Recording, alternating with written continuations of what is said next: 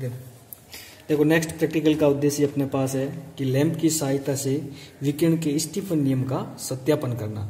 तो इस नियम में आपको स्टीफन के नियम का क्या करना है, सत्यापन करना। तो सबसे पहले आपको पता होना चाहिए कि स्टीफन का नियम होता क्या है।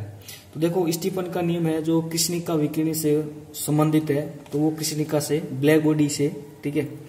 तो उस नियम के अनुसार आपको पता होगा जो भी कृष्णिका से उत्सर्जित होने वाली विकिरण है उसकी ऊर्जा है, ठीक है, वो हमेशा क्या होती है, उसके परम ताप T के चतुर्थ घात के समानुपाती होती है। ये यहाँ पे स्टीफन का नियम बोलता है। तो इस नियम की सहायता से अपने को इसका ग्राफ बनाकर अपन को ये नियम आपको क्या करना है, सत्यापित करना है। तो सबसे पहले हम इसका सर्किट देखते हैं। तो यहाँ पे सर्किट है इसका।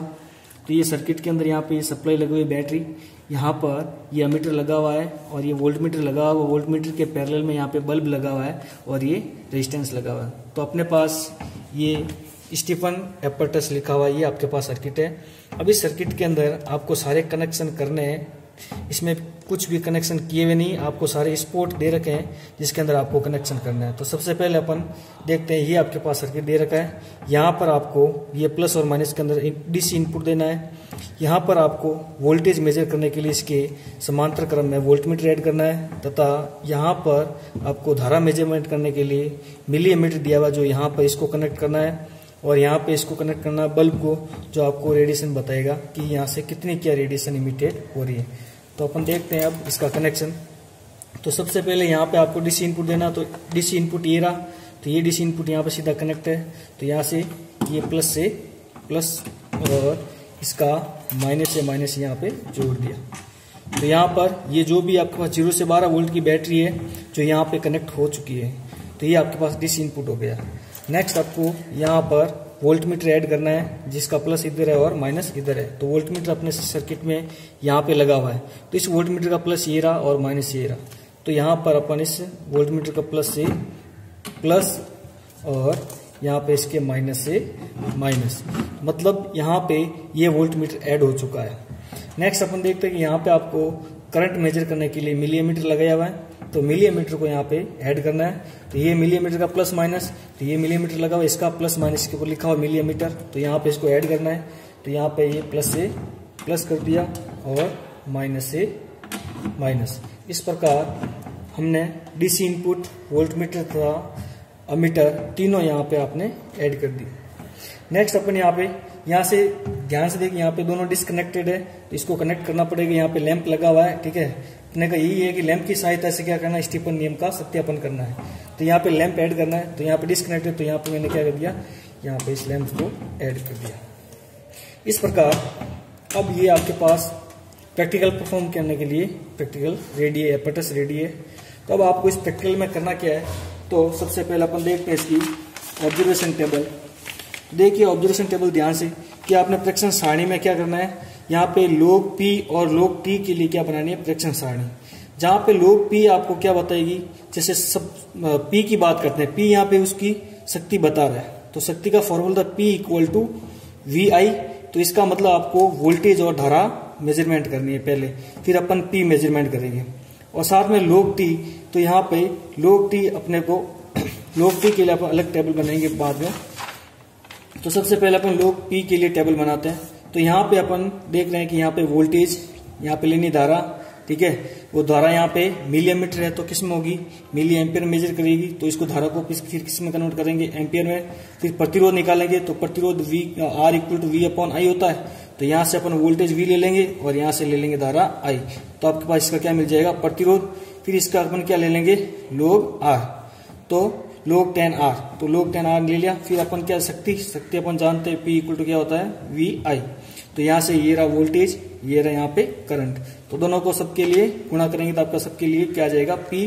और उसके बाद अपन इस पूरी जो भी P की वैल्यू है उसका क्या ले लेंगे, log 10 ले लेंगे। तो अपने पास क्या मिलेगी, वैल्यूज मिलेगी। तो आप देखते हैं प्रैक्टिकल किस प्रकार परफॉर्म करना है। तो यहाँ पे स्विच को ऑन कर देते हैं। तो स्विच को ऑन किया, सबसे पहले मैं अलग अलग वोल्टेज मेरे को क्या करनी है, यहाँ पे धारा मेजर करनी है। तो यहाँ पे इस वोल्टेज कंट्रोल की सहायता से अपन यहाँ पे क्या करेंगे, वोल्टेज बढ़ाएंगे। देखो जैसे जैसे मैं इस नॉब को घुमा रहा हूँ यहाँ पे वोल्टेज बढ़ रहा है। तो अपने को शुरुआत करनी है 1 वोल्टेज से। तो सबसे पहले मैंने किया 1 वोल्टेज सेट। तो यहाँ पे 1 वोल्टेज सेट हो गया। अब एक वोल्टेज सेट हो गया। आप देखो यहाँ पे धारा कितनी आ रही है, तो जितनी भी आ रही है, जैसे यहाँ पे मेरे पास आ रही है कि पहले तो इसका आपको पता होना चाहिए कि इसका लिस्ट काउंट कितना है, अल्पतमांक। तो यहाँ पे 10 खाने हैं जो 50 मेजरमेंट कर रहे हैं, मतलब एक छोटा खाना है जो कितना बता रहा है 5 मिली एम्पियर।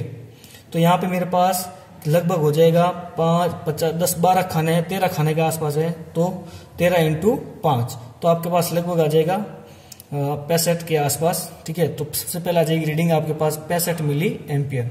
फिर अपन 0.5 की, तो 1 वोल्टेज ले ली, ये रीडिंग नोट कर ली। उसके बाद मैं क्या करता हूँ 1.5 वोल्टेज, तो 1.5 वोल्टेज, फिर इसके ऊपर मैंने यहाँ पे धारा मेजर कर ली। फिर यहाँ पे मैंने क्या किया 2 वोल्टेज, फिर 2.5, 3, 3.5, ऐसे करके मैं 5 तक यहाँ पे क्या कर लेता हूँ, रीडिंग लेता हूँ। तो यहाँ पे आप देख रहे हो कि यहाँ पे क्या हो रही है, एलईडी ग्लो हो रही है। तो ये ग्लो ये बताती है कि यहाँ पे आप क्या वोल्टेज बढ़ने के साथ इसमें से उत्सर्जित रेडिएशन को क्या बता रहा है।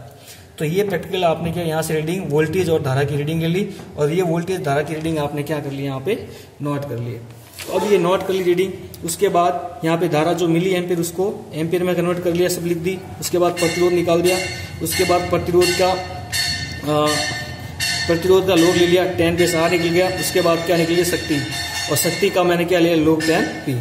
अब आपका यहाँ पे आपको करना क्या है कि यहाँ पे आपको स्टीफन का नियम सत्यापन करना। तो इसके लिए आपको क्या करते हैं log 10 R और log 10 P के मध्य क्या बनाना होता है, ग्राफ, जो इस प्रकार बनेगा। तो यहाँ पर ग्राफ बनाने के लिए आपने इस y एक्सिस पर आपने ले लिया log 10 P और यहाँ पे मैंने ले लिया log 10 R। तो इन दोनों के मध्य मैंने ग्राफ बना, क्योंकि यहाँ पे log 10 P की वैल्यू माइनस से प्लस की ओर बढ़ती हुई मिलेगी। तो अब आप इसका ग्राफ बनाओगे तो ये आपके पास इस प्रकार का ग्राफ बनेगा, जिसकी स्लोप आप निकालोगे तो आपके पास इसमें। अब इसमें ये ध्यान रखना, अगर इसको क्रॉस नहीं कर रहा है जो आपके पास एक्स एक्सिस को, इसका मतलब आपका कहीं ना कहीं मिस्टेक है।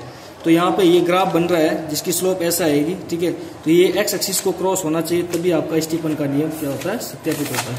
इस प्रकार आप ये प्रैक्टिकल परफॉर्म होता है कि यहाँ पे स्टीफन का नियम सत्यापित करो, क्योंकि आप स्टीफन नियम सत्यापन करने के लिए log 10 और log P के मध्य ग्राफ बनाओगे, इस प्रकार ग्राफ आना चाहिए। ठीक, थैंक यू।